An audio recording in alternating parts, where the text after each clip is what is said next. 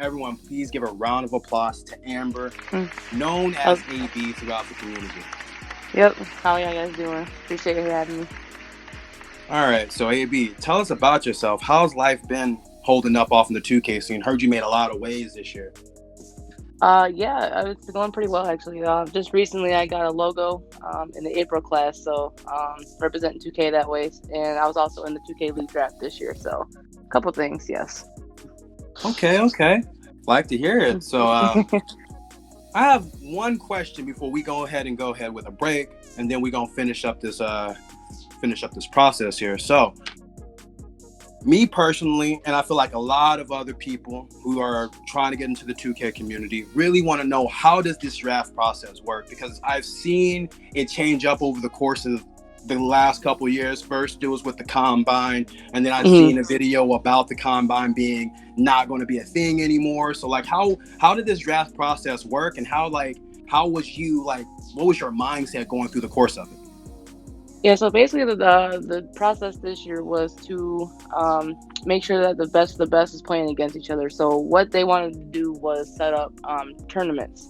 Each kind of like the 2K League teams that wanted to do tournaments, hosted tournaments, and the teams that won from those tournaments actually got a spot in the pool. So all five players that won on those teams got in the pool. So it made a really big draft class this year. It was probably one of the biggest that that they've ever had. So, and there was tons of those throughout pre-draft. They started around December until like maybe February. So that's 3 months where people were fighting for spots. So it was pretty crazy. It was very intense. All right, all right. Like, I feel it. Like, how was your mindset going through it though? Like, I feel like if it was like, was it stressful? Because like, it seems like it would be stressful in my opinion. Like going through that process, fighting against the top players, and then not even Right. having like the process of going like, even with the team that you're playing on, these teammates can be homies, but they're also competitors as well. Like, what Right. kind of mindset was going through your head through that process? Because like, you have homies that you're going through these tournaments with, but they're also competitors at the end of the day. Right. It wasn't as stressful as the original combine because the combine you didn't know who you were playing with. It could have been anybody. It could have been Tommy from down the street. You just don't know. And so when I played with the girls, I was playing with the Heart Crushers. Played with actually a couple of the girls who did end up getting drafted. I knew them, but I've never actually played with them in this setting. So for me, of course it was stressful because I'm like, well, are we gonna do well? Are we gonna tank? And we're all women team, so we're already got our backs against the wall. So it was a lot of things to overcome. But I liked this way better because it was a way to build chemistry and to hey, let's work together and win these tournaments. Or even just really show that we can be out there competing with these guys. So of course stress came with it, but it was also, I think, easy, not easier, but just more of a relaxed setting to know that okay, I'm playing with people I know, and they already know kind of we have a feel of what we like to do. So to me, it was stressful, but not as stressful as previous years. All right. Well, everyone, you heard it here. So we're going to go ahead and get with a break. And once we get back, we're going to continue this interview with Amber as she gives us all the juicy details on how her rise in 2K and how you guys can really be able to get on board with it. You feel me? So we'll be back.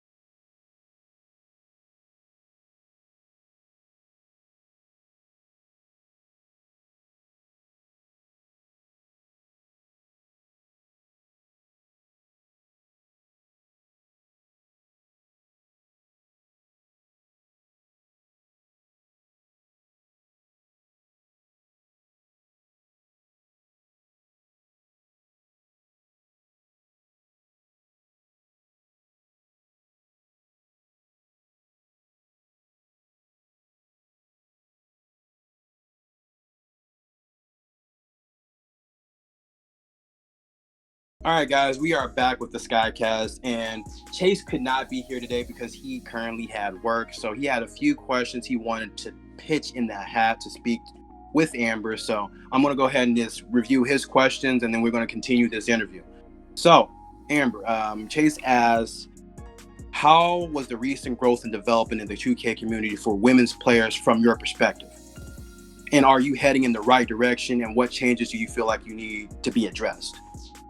I think the recent growth for women community, women players is, I think it was success for the league this year. They drafted 2 women. That's the most that they have drafted in recent years. Last year they didn't have any, and prior to that, it was Kita. So, the fact that there's 2 in there, I really think they were kind of still having the door open for us. And we had 10 women in the pool.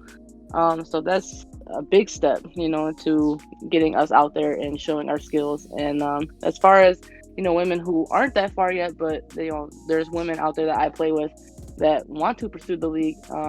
I think they have a really great chance, maybe next year, to get in there. I had one girl in particular, shout out my girl Flauta.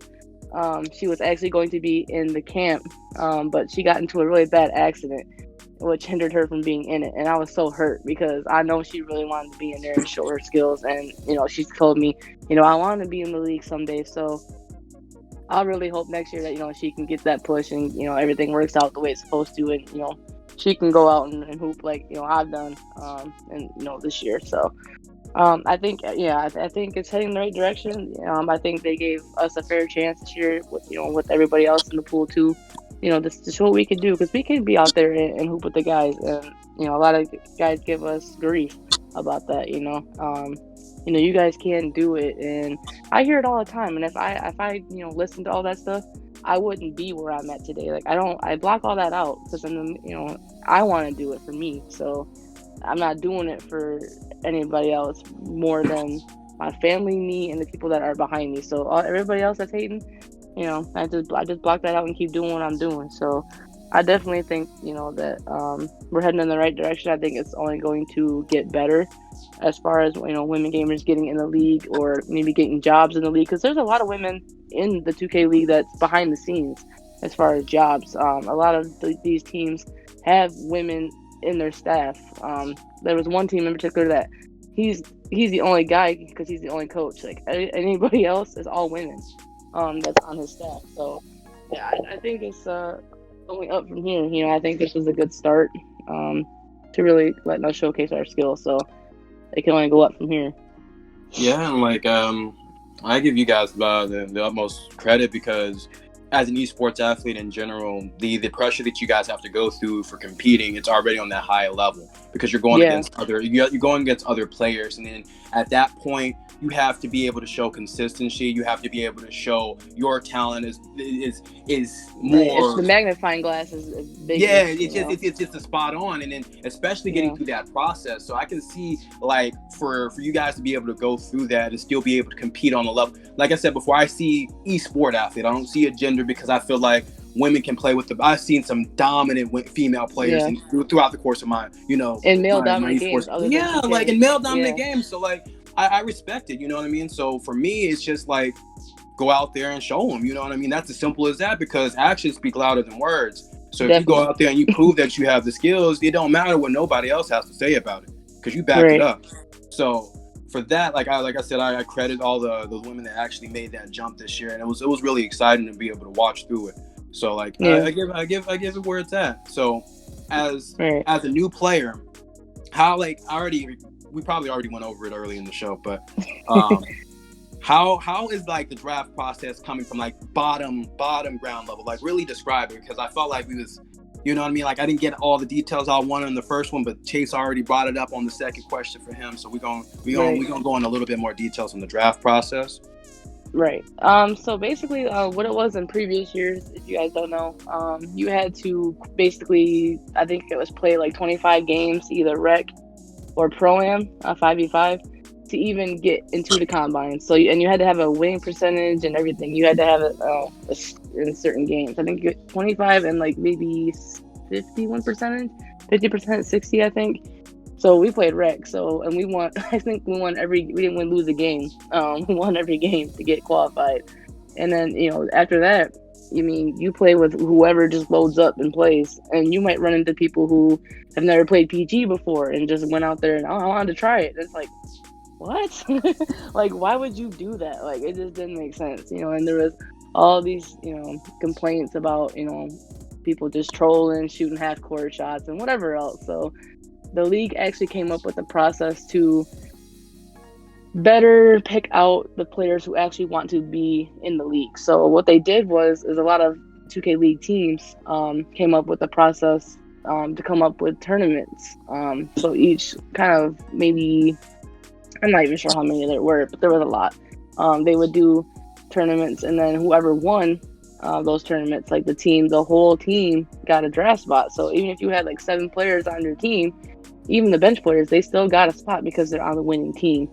So to me, that was kind of cool because, even if they are on the bench, they still want to be in that position to be in the league. So that's basically how it went. It went from December to, I want to say, probably late February. They were doing tournaments for.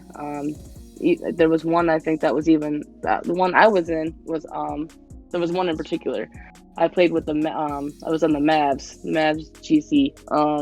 What they did it kind of different. They did like a draft tournament. So you signed up alone, but you end up getting players that, signed up. So I was with a 5 that I didn't really know them, but I knew some of them. So like we would practice whatever, and like, okay, we all right. We know how to play this game, and we're gonna be good.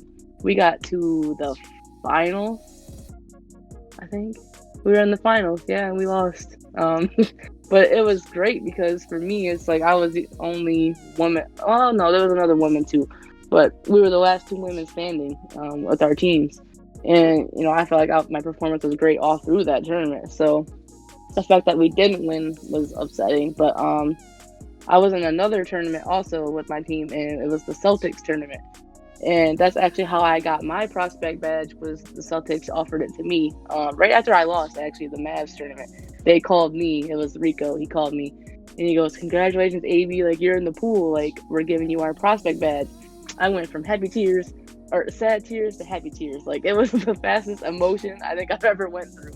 Roller coaster. Yeah, it was definitely like one extreme to the other. Like, I was sad at first, because we lost, and then all of a sudden I'm crying because I'm happy. So it was, and then all my Twitter started blowing up. I was getting calls. Like, it was crazy. I kind of wanted to shut my phone off. I'm like, oh man, it was just weird. It was weird and exciting at the same time. So I mean, that's kind of how the process is. I mean, it's very stressful because then once I was in the pool, they had a combine of all the players that were in the pool, and they broke you up with some league players and players that are in the pool. So it went for the open combine was like a couple days, and it was really, I mean, I thought it was a great experience because I got to play against the best of the best. That's what this pool was. And the fact that I got invited to the closed combine, because you had to play well in the open combine to get invited to the closed combine, which was a couple days after, which I did get invited to. So I was like, all right, this is my chance to continue to hoop, and just keep it going. Because I don't know if you're familiar with Frank. He's the ambassador. And he actually named me the player of the night on the first night. I had a really good showing the first night. So I was like, a pat on the back. Like, that's kind of cool that, people are noticing. Like, for me, it was a big motivator. So, didn't take the pedal off the gas. Had to keep going. So, fast forward to March. Now we're at the draft, right? And, I'm going in confident, and I have my doubts. You have so many emotions, it's hard to really pinpoint because, beforehand, a couple of days, people were like, AB, how you feeling? Are you excited? And I'm like, I'm still alive, but I'm barely breathing type of shit. I'm just like, I don't know how to feel, it was just so much kind of the handle. So draft night comes around and fast forward to, the end of the 3rd round. And it's like, you start thinking like, I'm not getting drafted. Like, it's just like, you went from high to like a very, very low point. And, once the draft was over, it kind of hit me, and I was crying, and it was terrible. And then a couple of days after, it's like, it's hard to pinpoint because for me it was like I was grieving somebody. Like, it was like I lost something. Like I was, Yeah, I like couldn't off get your out of bed. identity at Like that point. Like you felt like you yeah, just like lost. Like I feel it. I lost who I was. Like I'm like, damn, like maybe I'm not good at this. Like because I did really good in the interviews. Like and that was another. That's like okay, we'll go back up. So like after the combine, there was interviews, right? Mm-hmm. So teams would email you if they wanted to interview. I had 9 interviews from 9 different teams. And didn't get drafted. So like for me, I was confused. I was like just because I you would have all take these it. thoughts. Yeah, you have all these I, thoughts running through your head. Like, what could I have done different?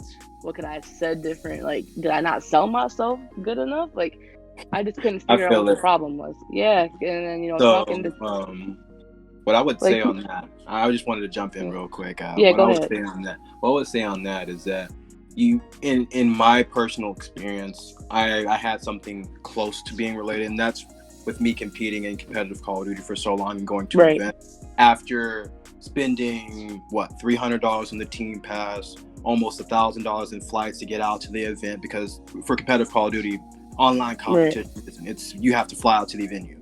So and then going 3 days, Saturday through Sunday, and Sunday you're not guaranteed to go to Championship Sunday, so you have to go through open bracket, which is it's pretty much all day. It's all night Friday, and then all day Saturday that you have to consistently win. If not, you get knocked into losers bracket. If you get knocked out in losers bracket, then you're out of the tournament entirely. So you have 2 chances. But I see where you guys are getting at, because like with that type of pressure, like I would say you just need to learn from it, because after taking losses often, like it's you have to like think about it as a way as you got to be able to play against the best. So that means you can be able to play, you can be able to get there again. But like if you think about it, if you're constantly playing the best, even if you're not performing well, when you go and play people who are trying to get to that point, you see the skill level, because when you're playing the highest competition, you just take it as a learning curve. If you're playing the highest competition and you look at and still doing well, and you're and then you look at all excuse me, like you look at all like what they're doing, they're not making barely any mistakes, any errors or anything like that. So if you get used to that type of play fast, to where you're like, if you're a quick learner and you're going through that whole process, you can get there again next year. So say for instance, you go into that process next year, at that point, you're already mentally tough. You've been through the same process. So it's like you're going through and you're in your back home, you're in your backyard at this point. That's the difference between this, I feel like, for you, this draft and for next year. Because if you get if you're the same caliber player as this year, then you'll be a next year. So if you can continue rolling and continue performing, those teams are going to make that call back. Those teams are going to have you on that draft, have your badge up. And then by next season, you ain't even going to go in nervous. You're going to be like, yo, I did this shit last year.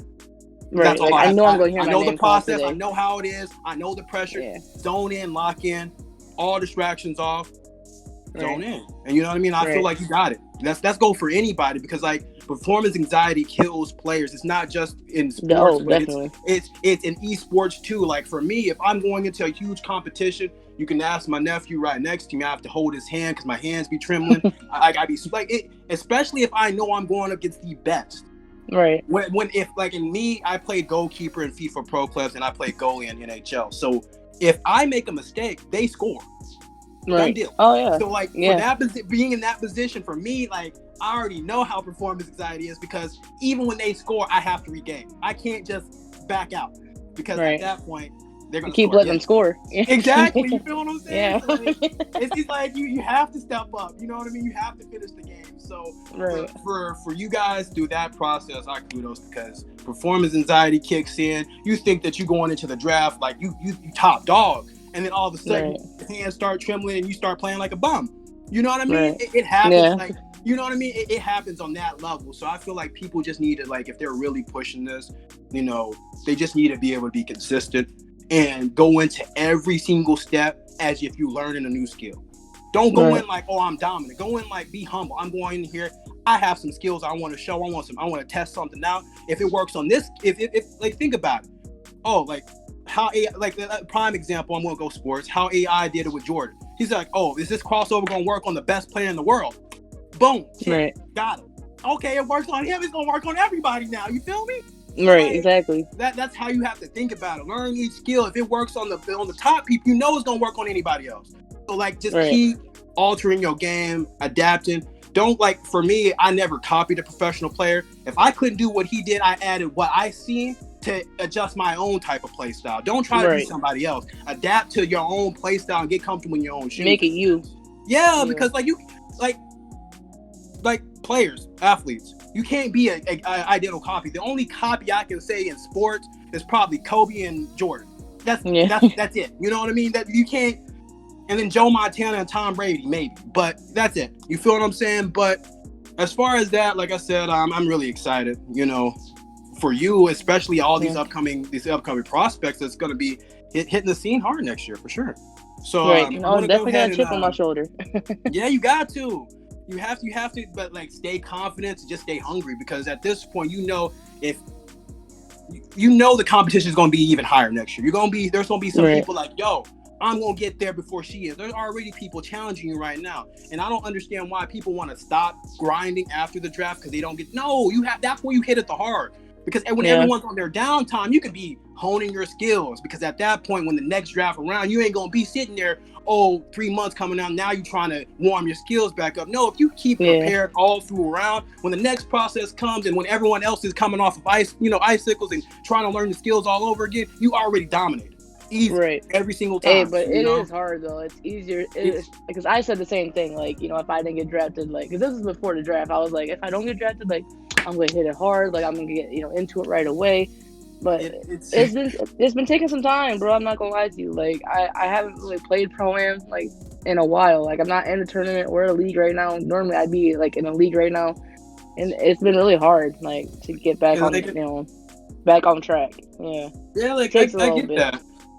Don't get me wrong. Like, when I ran, like I performed decently throughout the course of my career, but when I lost, I was able to get when I was younger, I was 16 at the time, I was able to get an MLG channel, MLG.TV/ClearEnemy. And so I was able to get an MLG channel when I was young. And it hurt me when I lost that, because how I lost it was because of like an era ending. You know what I mean? The MLG channel was the era of having an MLG channel at that time was ending. So it kind of like it was because the fact, like, Nade Shot, who was a big Call of Duty guy, if you know Nade Shot, you know COD. So Nade Shot basically said he was going back to Twitch. So when Nade Shot went back to Twitch, the only person that was still on MLG by then was Scump, and that's another big professional COD player. So when Scump had the MLG channel, like he was the only one who had an MLG channel. Then Activision got bought out. MLG bought out Activision. I think Activision bought out MLG, one of the two. And at that point, everybody's MLG channel burst. You know what I mean? But for me, like, that's where I felt I lost my identity at, because I felt like I worked all the way up to that point to lose it because of an end of an era type deal. You know what I mean? I didn't lose it because I messed up. I didn't lose it because I messed up. I lose it because everybody switched, and then a company gets bought out. So it felt like my soul was strapped. Like, and kind of like Mixer when that happened. Yeah, like for me, how I bounced back, it was just it took like you said, it takes a couple months process. Some people can bounce back easily, some takes a little bit longer. But I feel like what really drew me back into it is because of the fact that at that point, it was like, in an adult term, it's like tasting your first beer. You know what I mean? Like, at that point, okay, boom. You know what I mean? Like, I would say it in a it's like eating your first flavor of ice cream as a kid. You know what I mean? Like, it's the same diff. Like, you want it more at that point, or you want to be able to try it again.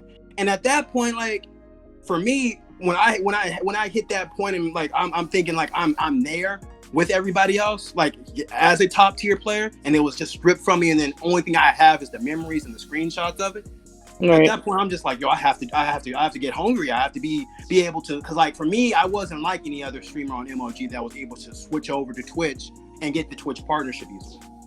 Right. So, you didn't have that following. It was only the top streamers who even did that, because even some of the lower MLG channels didn't even get that process. So like for us switching over, we just kind of got shafted out of our partnership, our subs, and everything. Some out of their livelihood at the time. So it was just kind of it was a really, like I said, it was a really huge process. So, but I'm not going to go into too much details on that. we want to shorten it up. Chase had one more question. He said, what do you feel you need to work on to take that next jump for next year, and what is your experience moving forward? I kind of think we went over that, but do you feel like you can be able to adjust your game from this year to next year? Oh, definitely. It's funny because after each 2K, it's like, man, like, you know, after 1 2K, I'm like, okay, like I'm at my plateau, like this is as good as I get. And then like the next year, it's like, hold on, like I learned this, and then the next 2K, like I learned how to do this better. So like I learned every year, and I feel like, you know, I've always progressed, you know, in a good way. So I'm excited to, you know, dribble better. That's always been like, you know, a challenge for me is to dribble, because every year it kind of changes. But see, I came from when I first started, I was basically just a spot up. I didn't do too much, you know. I didn't put the ball on the floor. Like if someone passed me the ball, it was to hit open shot, you know. So my game has really changed over the years. I became more a person who, you know, you see, we ended up playing yesterday. So like I had the Yeah, we ball was in my hooping. hands. Yeah, I had ball in my Yeah. hands a lot. So I came so far. So like I'm excited to see kind of what, you know, when the next 2K comes out. You know how much I've gotten better. So yeah, I feel like, you know, going forward, I mean, I'm definitely going to try to keep pursuing the league. You know, just because I got knocked down, because this is my first year. This was my first year in the pool, so you know, not everybody gets on their first try. You know, I understand that. So they need to see something more, I guess, because, you know, in your head you're like, well, what could I have done? What else could I have done better? You know, you just start thinking of a lot of stuff. So you know, I'm starting to get my list. Like, okay, this is what I need to work on. You know, I need to keep improving and not settle. You know, for like, okay, this is as good as I get. Like, no, there's not a ceiling for me. Um, you know, I don't think I've hit that yet. So, I feel just keep working. You know, getting in leagues. You know, I've taken a few weeks. I'm not gonna take no months off. I'm gonna get in these leagues here to get a team together. Me and my roommate probably gonna get some stuff stirring up. Because we started a brand back on 19. So we started our own brand and team, and it kind of took off a little bit. We were kind of surprised, so we're gonna try to, I think, get that back. You know, bring that back out this year. So for post draft. So look okay. to see Dotcation out there. I hope. Yeah. That's our name. So hopefully we out in these tournaments and leagues and maybe win a couple. Because I won one championship in my time last year on 20. So hopefully we can get some more under our belts. So Yeah. that's the Like plan. there's a that's definitely a solid plan. Like for me, like I'm excited for you. I'm really excited to be covering more in the 2K scene. Like I said, I'm here to really just want to support smaller guys coming up, people that's already there. You know what I mean? I want to be able to connect and have that bridge to where it's more like you got someone always supporting you type feel, because I understand going through this shit is not easy alone. Some people don't even have, like for me, I don't have my family backing none of this shit. Any of the Right. pieces in my setup, I spent $1,000 in my setup multiple times, rebuilding, Right. and all that is not welcome. Like I get told by my family, "Why are you doing this? Why, like, is it gonna be making bread? This, that, and the third?" Right. Like Definitely. it comes to mind. So like so it comes to mind of having that. So just being able to stay consistent and, you know, just blocking out all those distractions, that's why I really welcome anybody. And I just want to be able to support, you know, most of the newcomers that's coming out, and try to really show them like, yo, we looking, you know what I mean? There's somebody always watching, somebody always supporting you, you know what I mean? So just don't give it up, because like I feel like a lot of players are be really good, and then, you know, one bad, like say for instance, you took the draft experience well, but what if someone else took the draft experience well? They just, all right, I'm done. You know what I Right. mean? Oh, a lot of people do that for You know sure. what I mean? So like at that point, I feel like why end it there when you can just be able to, like, you know, lock in. All right, This is the you first didn't have to. step. Yeah, like You this see, is like the just like stepping because stone. you have to take it with baby steps. Like, you know Right. what I mean? Like, and I feel like I'm gonna quote Ray Lewis. It just feels like, you know, when he mentioned the word pain, he feels like it's our generation. As soon as our generation feels a little bit of pain, or a little bit of sorrow, a little bit of frustration, they back off. They don't want to do it anymore. And I feel Right. like that's the issue with esports and some of these good athletes, is that once they lose and they take that big L and they huge a course, they're not making any viewers, they're not making any content, they back Right. off. They don't want to do it anymore. So Right. I appreciate your time, AB. Like, I'm sorry if I'm ranting a little bit more. Oh no, you I, good. You good. I'm just I like listening. having these chats. I'm definitely hoping to get you back here and get another episode brewing if you're down for that anytime Definitely. soon. So, all right, guys, we're gonna be ending it short. We're gonna be going into PSGL segment. I appreciate you guys staying tuned. We're gonna hit an ad break.